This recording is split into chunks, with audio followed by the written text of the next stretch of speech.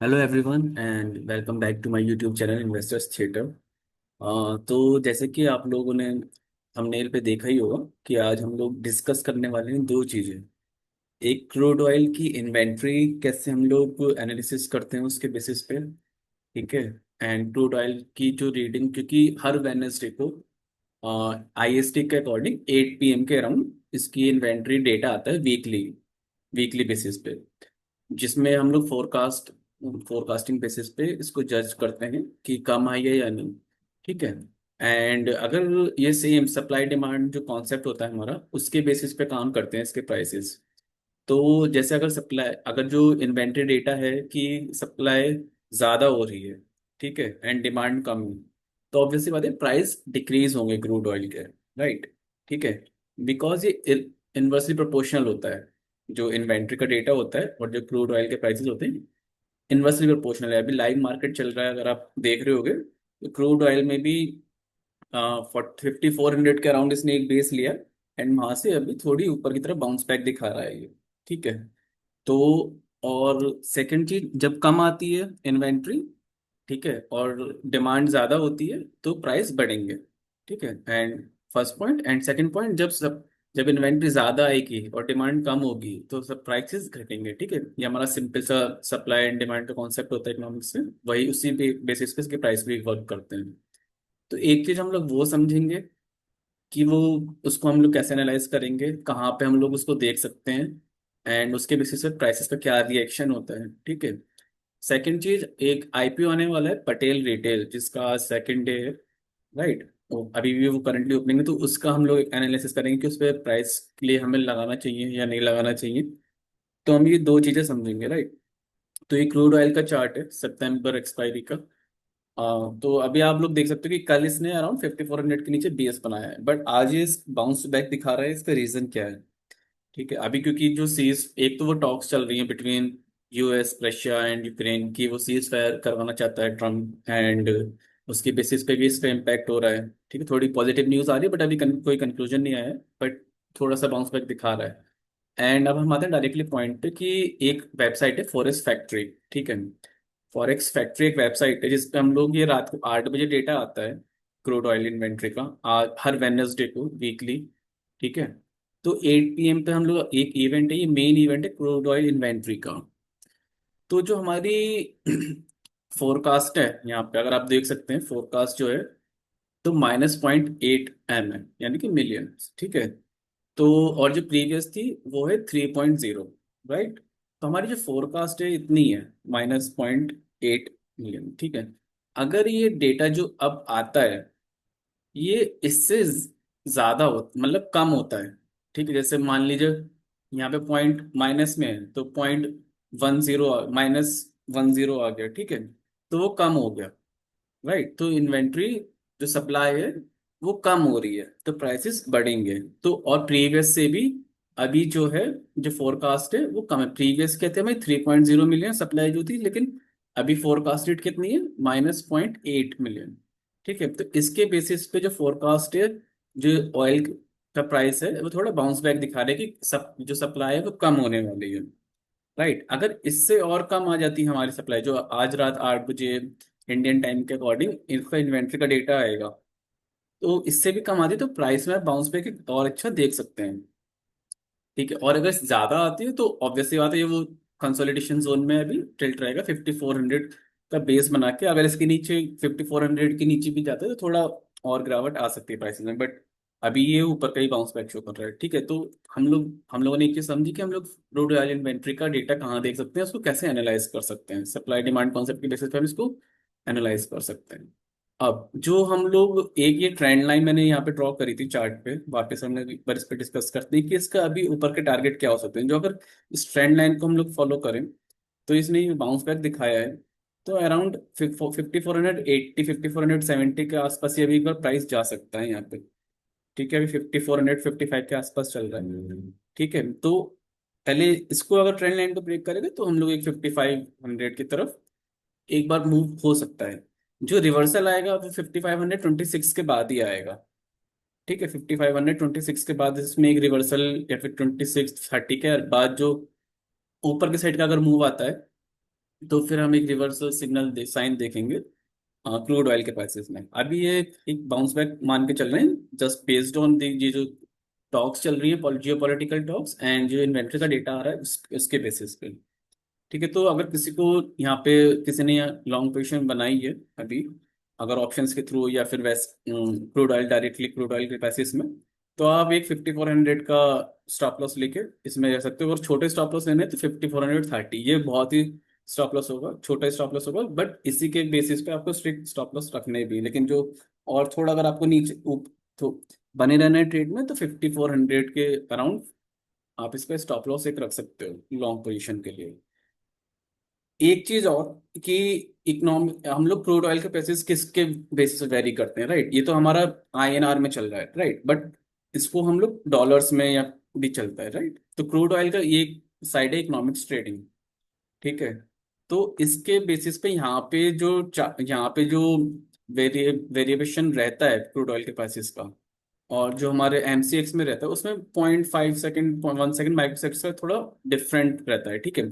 तो मैं यहाँ से भी एक हैक करता हूँ कि जैसे प्राइस यहाँ पे चेंज होता है, मान लीजिए यहाँ पे अगर प्राइस बढ़ रहा है, यहाँ पे भी एनालिसिस कर सकते हो आप कि इसमें कैसे प्राइस चल रहा है, उसी के बेसिस पे यहाँ पे भी प्राइस वेरी करता है, ठीक है। जो हमारे एमसीएक्स का प्राइस है, तो अगर इसमें प्राइस थोड़ा ऊपर जाता है तो 1 सेकंड के बाद ही इसमें भी प्राइस थोड़ा ऊपर जाएगा। तो आप यहाँ से भी पोजीशन उसमें इस प्राइस, इस चार्ट के बेसिस पे या इस प्राइस के बेसिस पे, अब देखिए यहाँ पे थोड़ा सा नीचे आया ये अब, और यहाँ पे भी अभी आपको थोड़ा सा नीचे फिर एक हल्का सा टिक दिखेगा सिमिलर बेसिस पे। तो एक है कि अगर आपको पॉइंट माइक्रो सेकेंड्स थोड़ा तेज चलना है बाकियों से, तो आप इसके बेसिस पे भी यहाँ से एनालिसिस कर सकते हैं। तो हमने दो चीजें समझी अभी कि एक तो फॉरेक्स फैक्ट्री से हम लोग कैसे डेटा एनालाइज कर सकते हैं इन्वेंट्री का, और उसके बेसिस पे हम लोग कैसे ट्रेड ले सकते हैं कि प्राइसेस बढ़ेंगे या कम होंगे, ठीक है। सेकंड चीज हमने सीखी कि हम लोग क्रूड ऑयल के प्राइसेस को डॉलर्स में यहाँ पे ट्रेडिंग इकोनॉमिक्स की वेबसाइट से चेक करके, एंड ट्रेड हम लोग कैसे थोड़ी सी माइक्रो सेकंड्स के बेसिस पे हम लोग आगे रह सकते हैं बाकियों के अकॉर्डिंग, ठीक है। अब हम आते हैं अपने जो हम लोग एक आईपीओ डिस्कस करने वाले थे रिटेल पटेल का, उसके एनालिसिस कैसे कर सकते हैं कि उसमें हमें अवॉइड करना चाहिए या हमें लिस्टिंग गेन के लिए लगाना चाहिए, लॉन्ग टर्म के लिए लगाने चाहिए, इन्वेस्ट करना चाहिए basically. And just a disclaimer, the video just for education purposes. आप लोग अपनी ड्यू डिलीजेंस करिए, अपने खुद की एनालिसिस करिए, अपने फाइनेंशियल एडवाइजर से व्यूज लीजिए, उसके बाद ही कोई इसमें इन्वेस्टमेंट या ट्रेड लीजिए। And we are not SEBI registered, and this is the video is just for education purposes. So ये चित्तौड़गढ़ की वेबसाइट है जिस पर हम लोग पहले भी एनालिसिस कर चुके हैं अपने बाकी आईपीओस की, जैसे जीएनजी इलेक्ट्रॉनिक्स एंड अदर्स। तो यहाँ पे ये होम पेज है इसका, तो यहाँ पे हम जो एनालिसिस करने वाले हैं अभी पटेल रिटेल की, ठीक है। पटेल रिटेल लिमिटेड आईपीओ जो अभी ओपन है, इसकी जो डेट्स हैं वो हैं फ्रॉम 19 अगस्त टू 21, जो आज इसका सेकंड डे है आईपीओ का, राइट। एंड जो इसका फेस वैल्यू जिस पे लिस्ट होगा वो है 10 रुपीज, और जो इसका इश्यू प्राइस है, ठीक है, वो क्या है 255। जो इसकी इश्यू प्राइस की, जो इसकी पूरी रेंज है, मैं आपको एक बार फुल रेंज बता देता हूँ, वो है 237 से 255। जो अपर अपर रेंज है वो है 255 रुपीज, एंड जो लॉट हमें अलॉट होंगे एक लॉट के लिए, जो नंबर ऑफ स्टॉक्स अलॉट होंगे वो होंगे 58, राइट।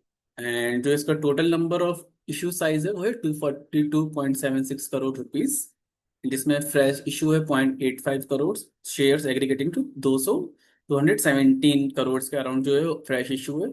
और जो ऑफर फॉर सेल है वो 25.5 है। तो ये चीज़ अच्छी है क्योंकि जो इसने मेजरली जो पार्ट है अपना आईपीओ का, वो अपने कंपनी के बेनिफिट के लिए लगाएगा, राइट, 217 करोड़ रुपीज। और जैसे कि मैंने आपको बताया कि जो इसका आईपीओ जो ओपन हुआ है 19 अगस्त को, एंड जो क्लोज होगा 21 ऑफ अगस्त को होगा, ठीक है। अब इसकी जो लिस्टिंग है टेंटेटिव वो है 26 अगस्त, ठीक है।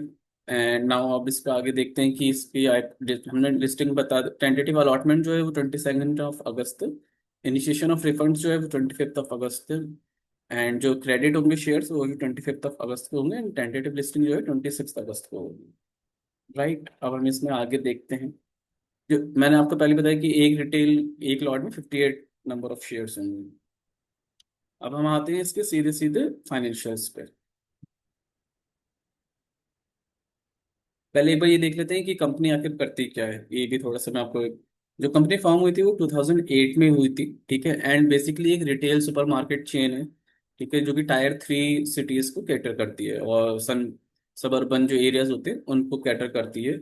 ये एफएमसीजी प्रोडक्ट्स में डील करती है basically, and general merchandise and apparels में, राइट। एंड जो इसकी company open its first store जहाँ पे इसका हुआ था एज पटेल्स आर मार्ट के नाम से अंबरनाथ महाराष्ट्र में जो हुआ था, वो इसका फर्स्ट स्टोर था, ठीक है। एंड जो अभी अभी के जो साइज है, the company operated 43 stores across suburbans areas of Thane and Raigad districts in Maharashtra with a total retail area of approximately 1,78,946 square feet. तो ये इसकी एसेट्स ही हैं, राइट। अब हम सीधे सीधे आते हैं इसके फाइनेंशियल्स पे। तो जो इसका 23 का एसेट्स है वो थे अप्रॉक्स 303 करोड़ के अराउंड, एंड जो 2025 के इसके एसेट्स है वो है अप्रॉक्स 382, ऑलमोस्ट 383 करोड़ के अप्रॉक्स है। तो टोटल इनकम जो थी वो थी 1019, ऑलमोस्ट 1020 करोड़ के आसपास। अब जो 2025 में इनकम हुई है वो हुई है अराउंड 826 करोड़ के आसपास। बट इनकम भले ही कम हुई हो, बट जो इनका पैट है वो बढ़ के आया है। तो जो हमारे 2023 में पैट था वो था अराउंड 16 करोड़, बट जो 2025 में पैट आया है वो है 25 करोड़। वो अच्छी बात है, ये पैट इंक्रीज हो रहा है, प्रॉफिट आफ्टर टैक्स जो है हो रहा है वो इनका इंक्रीज हो रहा है। सिमिलरली EBITDA भी इनका इंक्रीज हुआ है, 2023 में जो है 43 करोड़, एंड 2025 में जो है वो है 62 करोड़। तो मेजरली जो अभी इनके फाइनेंशियल्स हैं वो ठीक है, मतलब प्रॉफिट मेकिंग कंपनी है, जो प्रॉफिट है वो भी इंक्रीज हो रहा है उन्होंने yearly basis. ROE and ROCE भी अच्छा है, 19% का इसका ROE है, ROCE जो है 14.5% को ऑलमोस्ट इसका ROE। डेट टू इक्विटी भी इतना कोई ज्यादा नहीं, 1.34 का है, तो इतना चलता है, ठीक है। इत, तो अभी तक फाइनेंशियल्स हमें ठीक है। अब बेसिकली जो ये IPO ला रहे हैं उसका यूज कहाँ पे कर रहे हैं। तो जो 59 करोड़ जो है इनका रीपेमेंट और प्रीपेमेंट जो इनकी बोरोइंग्स है, उसको ये फुलफिल करने में यूज करेंगे, ठीक है। And funding of working capital, यानी कि अपने वर्किंग कैपिटल में 115 करोड़ रुपए लगाएंगे, राइट।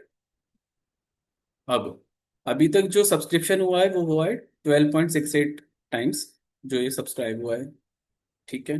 अब आते हैं हम इसके फाइनल वर्डिक्ट पे कि हमें इस पर इन्वेस्ट करना चाहिए या नहीं करना चाहिए। एक बार इसका GMP और देख लेते हैं, राइट, कि अभी इसका GMP क्या चल रहा है।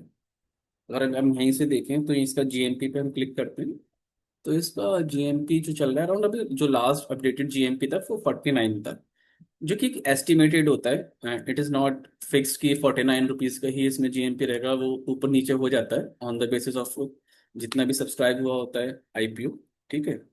तो अगर हम देखें पर लॉट जो अभी अगर इस किसी को मिलता है IPO, तो अराउंड 2800 का उसको बेनिफिट होगा, अगर वो 49 रुपीज़ पर लॉट के पर शेयर के हिसाब से उसको GMP मिलता है। तो फाइनल वर्डिक्ट यही है कि इसको लिस्टिंग गेन्स के लिए तो एटलीस्ट हम लोग कोई भी इसमें अप्लाई कर सकता है। Again this is just for education purpose, and आप लोग खुद की एनालिसिस करिए एक बार बिफोर इन्वेस्टिंग, ठीक है। तो फाइनल वर्डिक्ट तो ये है कि कोई लिस्टिंग गेन्स अराउंड 15 से 20% अगर किसी को लिस्टिंग गेन चाहिए तो वो इसमें अप्लाई कर सकता है।